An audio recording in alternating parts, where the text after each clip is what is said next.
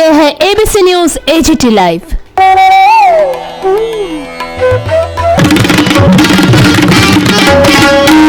This is ABC News AGT Live. এখানে আসেননি, আমি তাদেরকেও নিবেদন করবো, আমি যা যা বলেছি শুধু এই রুমে যারা রয়েছেন তারাই পাবে এমন না, যারা আসেননি তারাও পাবে, তারাও ত্রিপুরা সাংবাদিক হবে।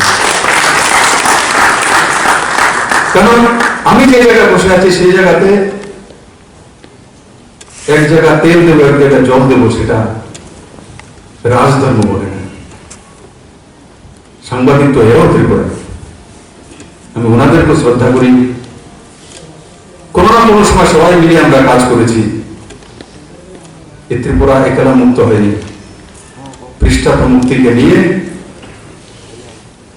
সংবাদ মাধ্যম থেকে নিয়ে, বিজনেসম্যানকে নিয়ে, আম জনতা, সর্বোপরি মাননীয় প্রধানমন্ত্রী অমিত ভাই শাহ এই সবাই মিলে ত্রিপুরার মুক্তি করিয়েছেন।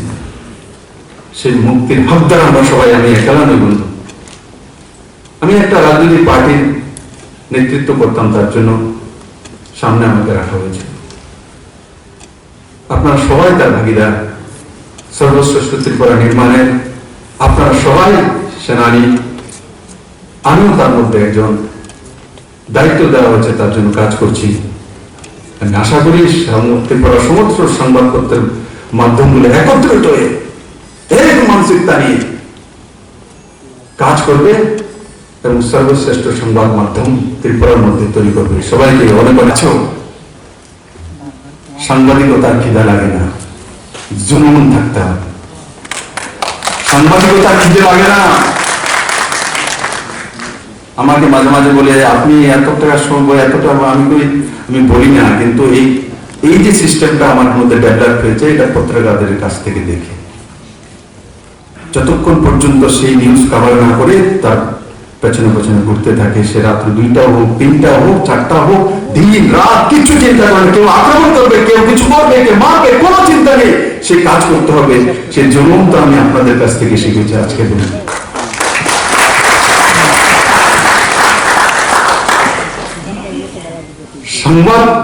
সাংবাদিকের খিদে লাগে এমন নয়, তাদের মধ্যে একটা জুনুন এই মাধ্যমে আসে। সাংবাদিকের একটা জুনুন নিয়ে আসে, এটা আপনাদের কাছ থেকে আমি শিখেছি। যখন আমি জুনুন নিয়ে ভাগি কাজের পেছনে, যে রাত্রে 3টা হলে কাজ করব, গ্যাসের লাইনে বুদ্ধেশ্বর নগর বন্ধ করে দিয়েছে, তো অফিসারদের বলি রাত্র 12টার মধ্যে আজকে চালু করতে হবে। রাত্রে 12টা পারেনি, ভোর 4টার মধ্যে লাগু করেছে।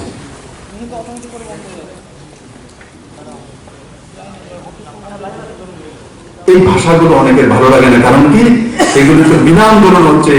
যদি আন্দোলনই না থাকে তো অনেকের তো রোজে রোজগার পুরো নৌকা ডুবছে। আপনাদেরকে আমি বলছি যে আপনাদের পরিবারকে স্বনির্ভর, আমার কাছ থেকে আমি সাহায্য সহায়তা সরকারের তরফ থেকে কিভাবে করতে পারি, সবাই বসে প্রত্যেকটা পরিবারকে, আমি বলি না আপনাদেরকে একদিনে লাখ কোটি করে দেব, কিন্তু বাজারের মধ্যে থেকে কিভাবে আপনাদের পরিবারকে স্বনির্ভর করা যেতে পারে তার রাস্তা নিশ্চিত আমি তৈরি করব। আমি আপনাদের কমিটিকে বলবো সেই বিষয় নিয়ে আমার সঙ্গে আলোচনা করা।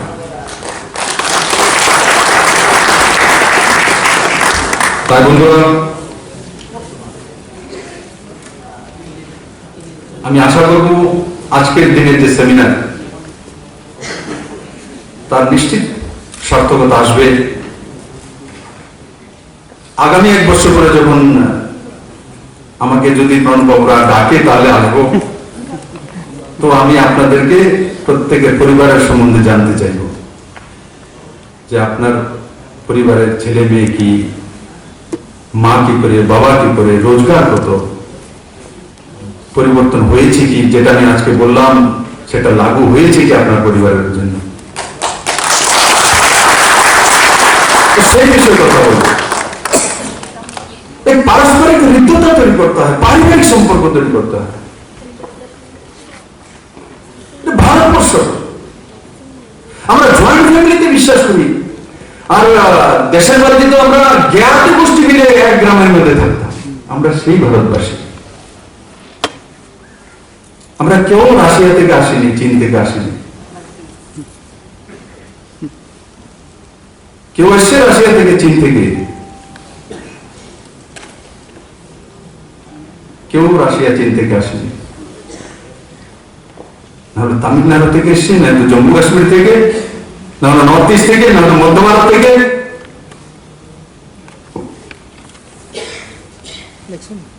তার বাইরে থেকে আমরা আসিনি। তাই আমাদের সোচ, আমাদের ভাবনা, আমাদের মানসিকতা, সেটা হচ্ছে ভারতীয়ত্ব। আর যে আত্মীয়তা, পুরো দুনিয়াতে কোন রাষ্ট্রের কাছে যদি আত্মীয়তা আছে, একমাত্র ভারতের কাছে আছে, ভারত উপমহাদেশের কাছে আছে। ভারত টুকরো হয়েছে, তার জন্য এক পার্ট পাকিস্তানে চলে গেছে, এক পার্ট শ্রীলঙ্কাতে চলে গেছে, এক পার্ট বাংলাদেশে চলে গেছে, এক পার্ট বার্মাতে চলে গেছে, কিন্তু পুরো ভারতীয় যে উপমহাদেশ আছে, দেখবেন একমাত্র আত্মীয়তা, অতিথি দেব ভব মানসিকতা, মানুষকে নারায়ণ রূপে দেখার মানসিকতা, গাছকে পুজো করার, পাথরকে পুজো করার মানসিকতা, কঙ্কর কঙ্করের মধ্যে শিব রয়েছে তার মানসিকতা ইউরোপে নেই, রাশিয়ায় নেই, চীনে নেই। তার জন্য 70-এর দশকের যে মানসিকতা এসেছিল, সেটাই আমাদের ভারতীয়ত্বের সবচেয়ে বেশি লোকসান করেছে। কিন্তু অটলজির নেতৃত্বে যখন কিষাণমুখী সরকার এসছে আর মাননীয় প্রধানমন্ত্রীদের নেতৃত্বে 2014-তে নিরঙ্কুশ সংখ্যাগরিষ্ঠ সরকার এসছে, তখন সেই গান্ধীর সেই গ্রাম স্বরাজের যে পরিকল্পনা ছিল, সেই পরিকল্পনা বাস্তবায়িত হয়েছে। স্বচ্ছ ভারত বাস্তবায়িত হয়েছে, মহিলা সশক্তিকরণ বাস্তবায়িত হয়েছে। দেশ জুড়ে যে স্বনির্ভর ভারতের যে স্লোগান আদরণীয় প্রধানমন্ত্রী তুলেছেন, আমাদের সংবাদপত্রের যে হাউসগুলো আছে, এগুলোকেও স্বনির্ভর করে তুলতে হবে। তার জন্য যা যা করার আমরা সবাই মিলে সেই দিশাতে কাজ করব।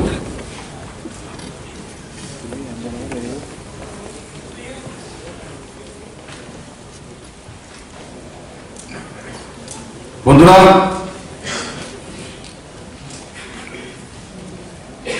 আমি কারোর আলোচনা সমালোচনা করতে চাই না, কিন্তু আপনাদের কাছ থেকে আমি একটা জিনিস চাইব, আপনাদের ক্যামেরা আর আপনাদের কলমে যাতে আমার সুন্দরী ত্রিপুরা উঠে আসে, মডেল ত্রিপুরা আমার, সেটা যাতে আপনার কলমের মাঝখানে থাকে, আপনার ক্যামেরার মাঝখানে থাকে। শ্রেষ্ঠ ত্রিপুরা আপনারও হবে। চিটাগাং বন্দর দিয়ে যখন বিজনেস শুরু হবে, 2000 কোটি টাকার কমসে কম বিজনেস শুরু হবে, তখন তার ভাগিদারি সমস্ত ত্রিপুরাবাসী পাবে। গভর্নমেন্ট বড় মাত্রায় ট্যাক্স পাবে, সেই ট্যাক্স দিয়ে জনসুবিধাগুলি আবার তৈরি করা হবে।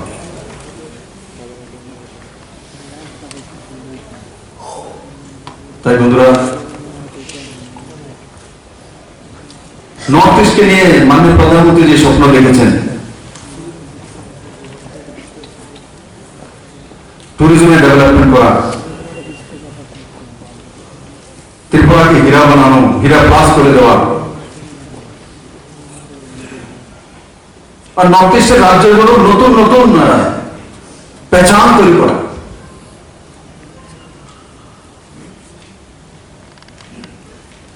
আজকে নতুন সরকার আসার পরে একটা জিনিস তো হয়েছে আমার ত্রিপুরাবাসী,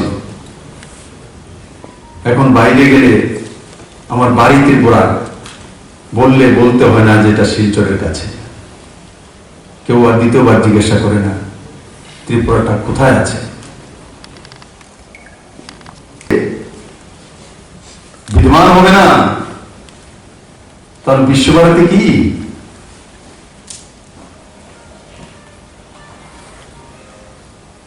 এগুলো করে ত্রিপুরা শিক্ষা ব্যবস্থাকে বদনাম করার চেষ্টা করা হচ্ছিল।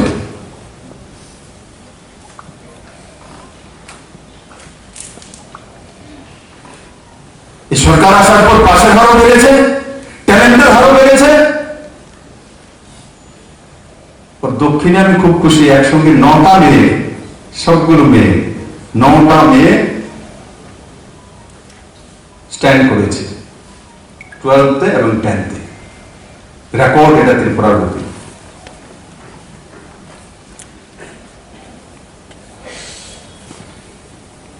পিডব্লিউডি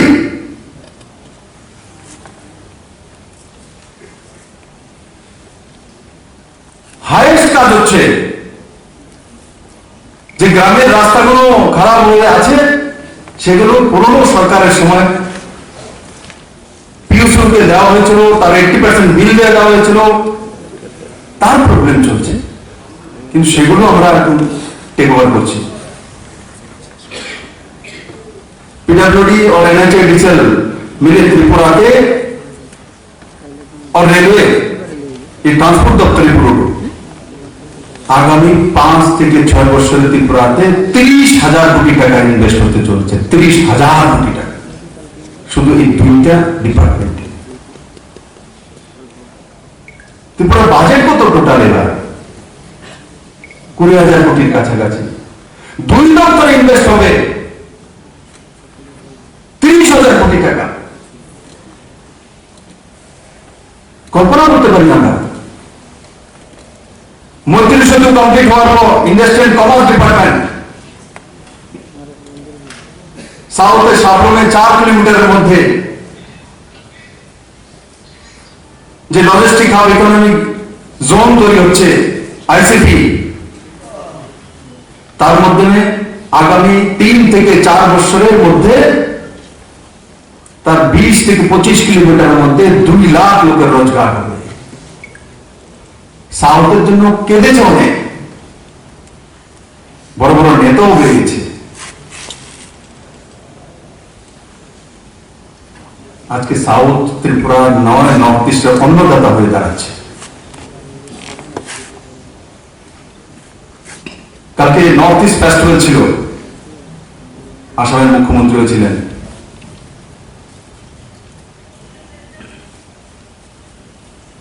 আমি সর্বানন্দ সোনোয়ালজিকে তুলে ধরেছি, মুখ্যমন্ত্রী মহোদয়, ট্রান্সপোর্টেশন তো আপনার আসামে ফেনী নদী দিয়েই করতে হবে। কারণ কি, আপনার কাছ থেকে হলদিয়ার দূরত্ব 1141 কিলোমিটার, আর সাবরুম থেকে গুয়াহাটির দূরত্ব কত? 650 কিলোমিটার। আধা ট্রান্সপোর্টেশন কস্ট কম হয়ে যাবে। তো কেন নর্থ ইস্টের রাজ্যগুলো এখান দিয়ে করবে না?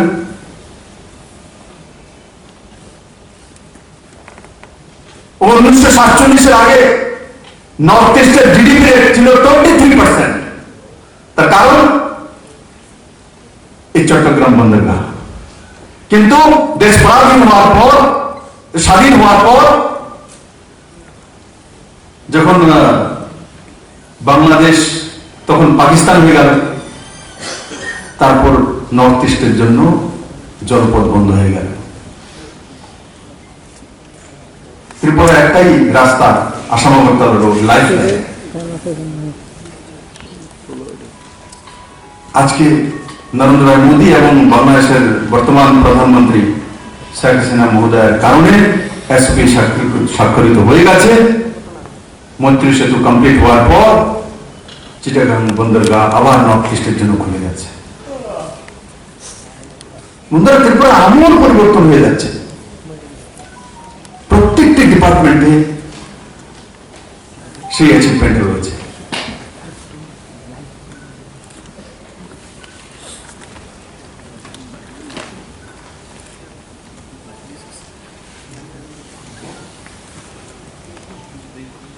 হেলথ হোক, সোশ্যাল জাস্টিস এম্পাওয়ারমেন্ট হোক,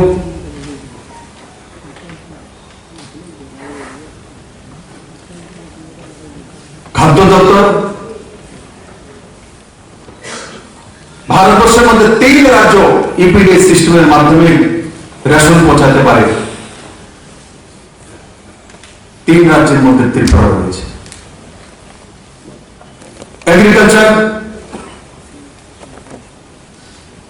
ছোট রাজ্যগুলির মধ্যে প্রথম, পুরো ভারতবর্ষের মধ্যে 2019-এর যে সার্ভে রয়েছে, ত্রিপুরা 3য় স্থানে রয়েছে এগ্রিকালচার গুলোতে। পার ক্যাপিটা ইনকাম 2017 পর্যন্ত 1,04,444 পার ক্যাপিটা ইনকাম।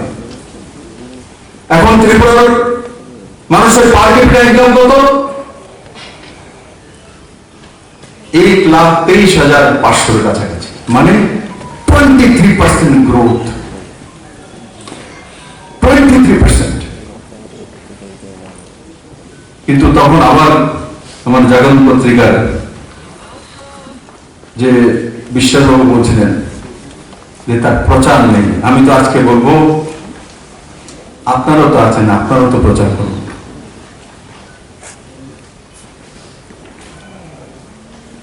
আমি কথাগুলো প্রথম বলেছি এমন নয়, বারবার বলছি।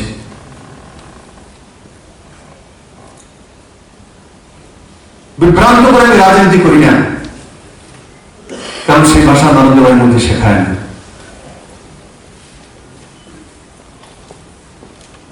মানুষের কল্যাণের মাধ্যমে সোসাইটি ডেভেলপমেন্ট,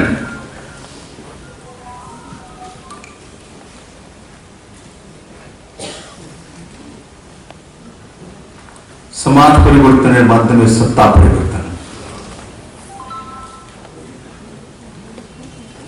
সেই দিশাতে সরকার কাজ করে। তাই বন্ধুরা, আমি শুনছিলাম প্রণববাবু বিস্তারিত বলছিল এই সরকার কি দিচ্ছে, কি হচ্ছে। সঞ্জয় বাবু বলছিলেন যে রেল কোথাতে কোথায় পার কলমে পৌঁছে গেছে। সেগুলো একা হয় না, সামূহিক আলোচনার মাধ্যমে হয়, তাতে আপনাদেরও ভাগিদারি রয়েছে। 4 স্তম্ভ মিলেই সরকার চালাতে হয়। সামনে মুখ্যমন্ত্রী থাকে, তার ক্যাবিনেট থাকে। রাজ্যের প্রকৃত উন্নয়ন এবং গতি তখনই থাকে যখন সবগুলো স্তম্ভ মিলে কাজ করে, রাজ্যহিতে, রাষ্ট্রহিতে। এক মানসিকতা নেই।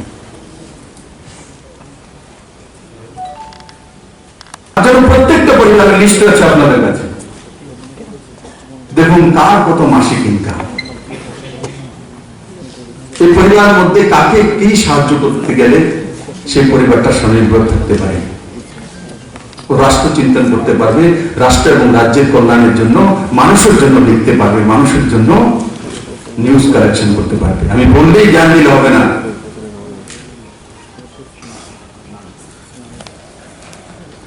যাতে কাউর দ্বারা প্রভাবিত না হতে পারে। তবে হবে যখন নিজের পরিবারটা স্বনির্ভর হয়ে যাবে।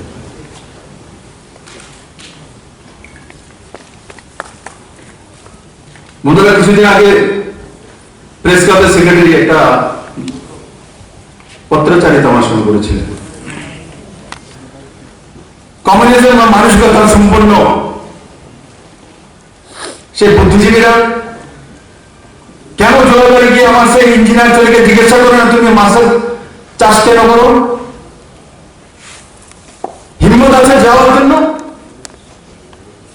বলুন তো, ওই সময় যারা যারা বলেছিল একটা ফোন করে আপনারাই বলুন, বলুন তো, জান না গিয়ে দেখো ইঞ্জিনিয়ারকে জিজ্ঞাসা করুন তুমি মাছের চাষ কেন করো? তোমার হাতে তো মাছের গন্ধ চলে আসবে।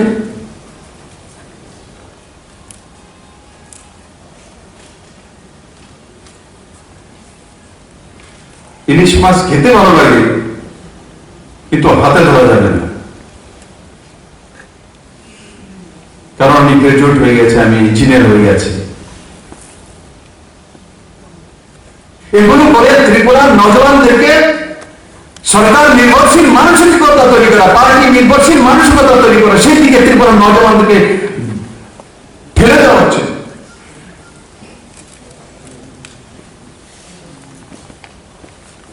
আমি সমস্ত সংবাদপত্রের মাধ্যমে পত্রকারদের, সাংবাদিক ভাইদেরকে বলতে চাই, আপনারা 33টা ডিপার্টমেন্ট আছে ত্রিপুরা সরকারের, এই ডিপার্টমেন্টে এই সরকার আসার পর কোন কারণে ডাউন হয়েছে আমাকে দেখিয়ে। সমস্ত ডিপার্টমেন্টের মধ্যে অ্যাচিভমেন্ট এসে, প্রত্যেকটা ডিপার্টমেন্টে বড় বড় মূল ডিপার্টমেন্ট, এডুকেশন, সবচেয়ে বেশি চাকরিজীবী মানুষ তার মধ্যে।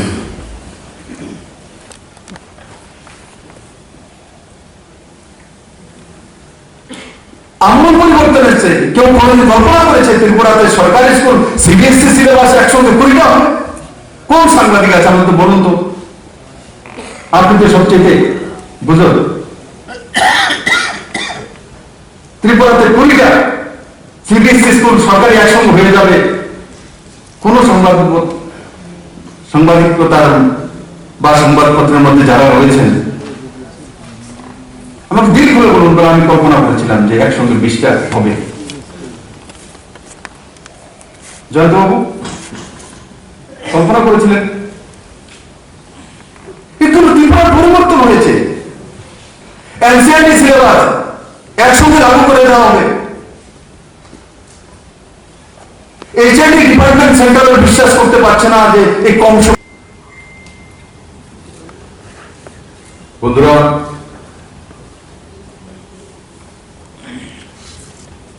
আজকে ভারতবর্ষের সমাজ ব্যবস্থার পরিবর্তন হচ্ছে।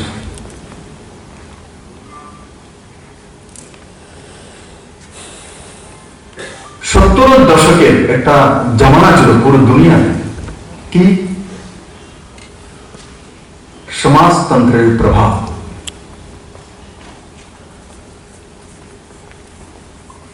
তা থেকে সংবাদ মাধ্যমও মুক্তি পায়নি, যেমন রাজনীতির মধ্যে এসেছিল, সংবাদ মাধ্যমের মধ্যে এসে।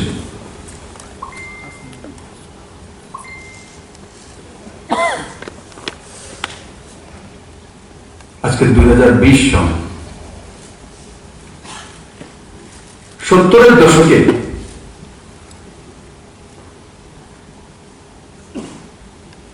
যে সমাজতন্ত্রের যে প্রভাব, কমিউনিজমের যে প্রভাব সমস্ত ক্ষেত্রে, আজকে কি পুরো দুনিয়াতে সেই সমাজতন্ত্রের প্রভাব বা প্রতিপত্তি বিস্তার আছে কি? না। আজকে বিহার, উত্তরপ্রদেশের মতো রাজ্যের মধ্যে ইলেকশন হয় তো জাত পাত পন্থ সেগুলো ছিল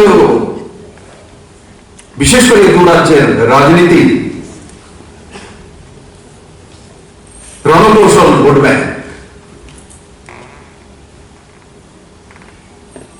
নরেন্দ্র ভাই মোদী সেগুলো সমাপ্ত করে দিয়েছে। এবারে বিহারের ইলেকশন আমাদের কাছে খুব ভালো লেগেছে, ভারতবাসীর কাছে। সত্তা পক্ষ আর বিপক্ষ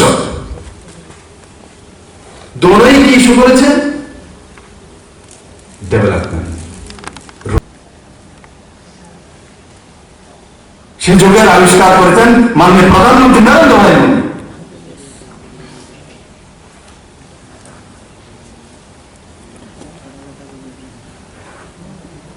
খ্যাতমঞ্জরের কথা যারা বলে স্লোগান দিচ্ছেন, আন্দোলন করেছিলেন, করেছে আমার ত্রিপুরা রাজ্যে কৃষকদের জন্য কোন একটা কাজ?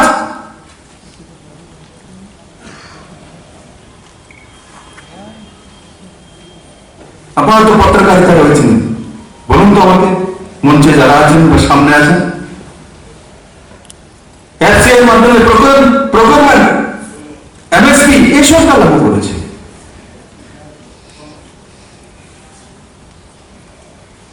কিষাণ সম্মান নিধির মাধ্যমে 229 কোটি টাকা গরিব কৃষকের কাছে ডাইরেক্ট তার অ্যাকাউন্টে, কাউকে আন্দোলন করতে হয়নি।